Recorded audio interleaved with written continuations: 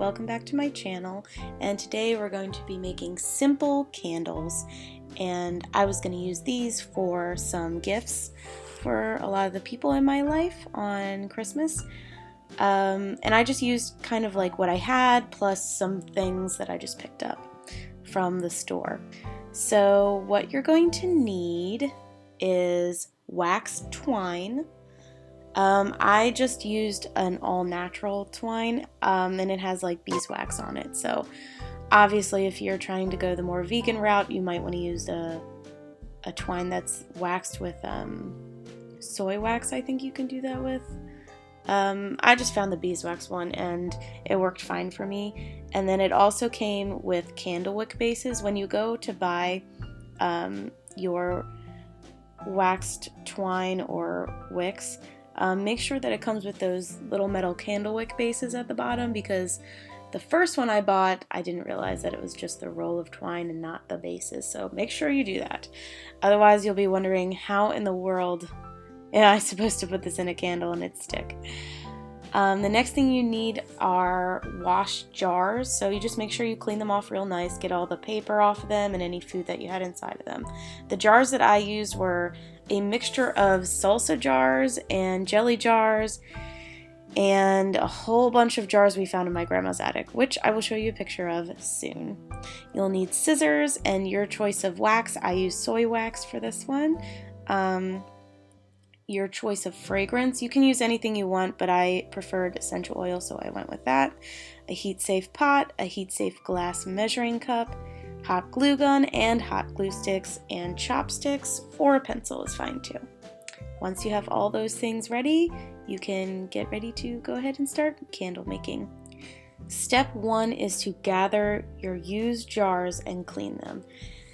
Like I said earlier, you have to gather all these jars, wash them, take all the paper off and the sticky stuff off, and you're good to go once they're dry. I preferred to use jars that I have used before just because it seemed more sustainable than going out and buying like unused jars at the Target or the Walmart or something. And you can use jars for like anything. Like you can hold stuff in them, you can put things in them. I used a lot of jars that were just old salsa jars, jam jars, like I said, and actually this is a picture of all the jars me and my brother took down out of my grandma's attic when we had to clean it out for her in last winter, and it was a lot of jars. You know how you go up in your grandma's attic and you're like, oh well, maybe we'll find like a portal to Narnia or something crazy like that. I don't know, something magical about your grandparents' attic and stuff. Well, I go up there with my brother and turns out there's just endless amounts of jars in my grandparents' attic. Apparently my grandfather decided that he was just going to save every single jar from, I guess, 1960 to now, and apparently he used them for a lot of things, like holding small building materials in there, like nails and screws and stuff, and like a whole bunch of other things. And there are really huge like mayonnaise jars in this picture, and apparently he used to put them over top of his plants in his garden to keep rabbits and the frost away, which I guess it kind of acted like a small greenhouse, which was really cool.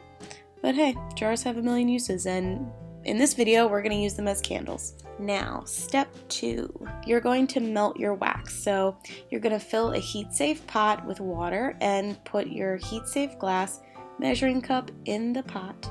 And it's like a homemade cup, a homemade boiler, double boiler, sorry, can't use words right now. Add 3 cups of wax into the glass cup and turn your heat level to a low medium. So on my stove, I used the number 5 setting and it worked just fine. So a tip while you're doing all of this, you might need to add 2 more cups of wax depending on how much your measuring cup can hold, and you want the cup to be full of melted wax. Otherwise, use your judgment while you add in the melted wax. I had to fill it up a few times too, just because like I had gotten the soy wax that's like just shaved into little flakes, like you can see the inside the bag that I have in the picture, and it would just be full when it was solid, and then when it would melt down lower in the glass, so I just had to keep adding a few. So step 3. So during this time you need to prepare your wicks, because it's going to take a little bit for your wax to melt, and it's also going to take a bit longer for certain waxes to melt. For soy wax it didn't really take that long, but I had to keep adding more wax like I said before.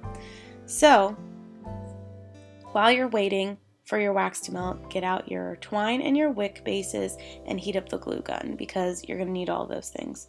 You want to measure out the wax twine depending on the size of your jars. Each piece should be a bit taller than your jar so you can have enough length to prop it up with the chopsticks. Now, if you're doing the same thing that I did, where you just had a bunch of random jars and they're all different sizes, obviously you're going to need to have different sizes for your wicks, and that's totally fine. So once you measure and cut all the wicks, string them through the bases and squeeze that little metal hole shut. I used my scissors, but you can also use small pliers if you have those. It wasn't really too hard because they're made out of like very thin aluminum type of material. Add a dot of hot glue on the bottom of the metal base of your wick, then press it down at the bottom of your glass jar using a chopstick or a pencil.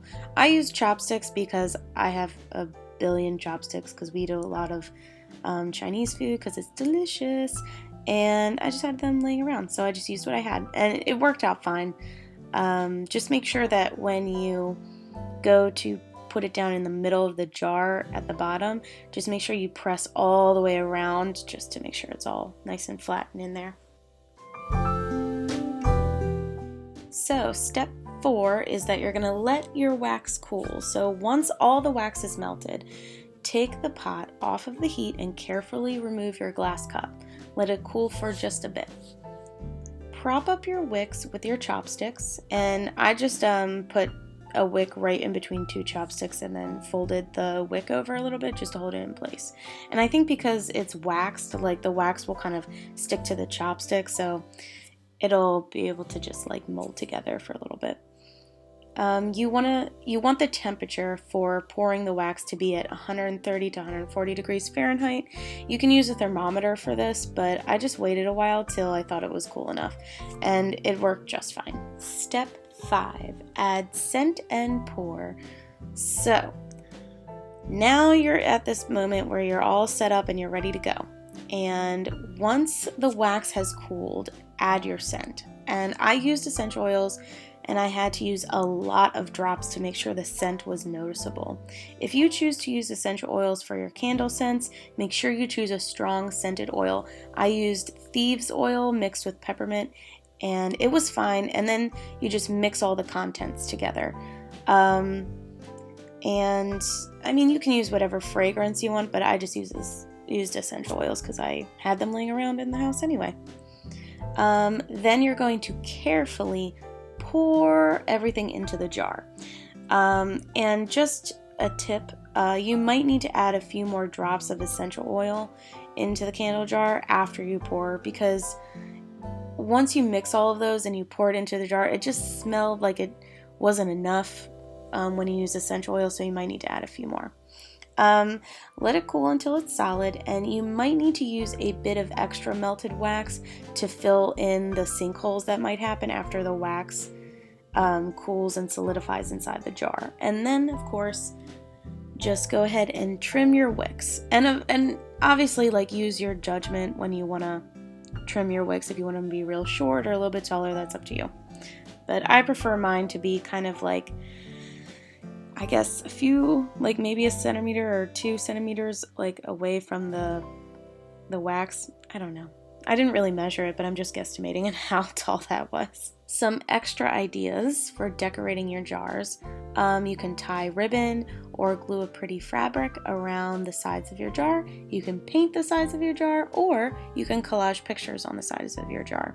I chose to collage some pictures because I do some collaging on the side sometimes, and I just have all of these like vintage illustrations laying around that are from like magazines or old books that I found, and I just used like some Victorian pictures or these like cute little illustrations of these drummers, and then I had like some like pictures of seashells and a fish, and I just glued them all onto the jars, and they worked just fine. And the glue I used, I mean, you could use Mod Podge, or I don't know about regular like school glue, but I'm sure that would probably be fine too. But I preferred like Mod Podge or like a decoupage type of glue, and it worked great. So that is it for simple candle making. I hope you guys had a great time listening, and thank you so much for watching this video.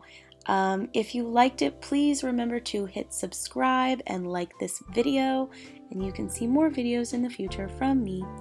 I really loved making all these candles. I thought they were so fun, and I think they turned out really good. I'm probably going to add some like really nice twine and attach my Christmas cards to them and give them out to people as gifts. Alright, thank you guys for watching. Bye!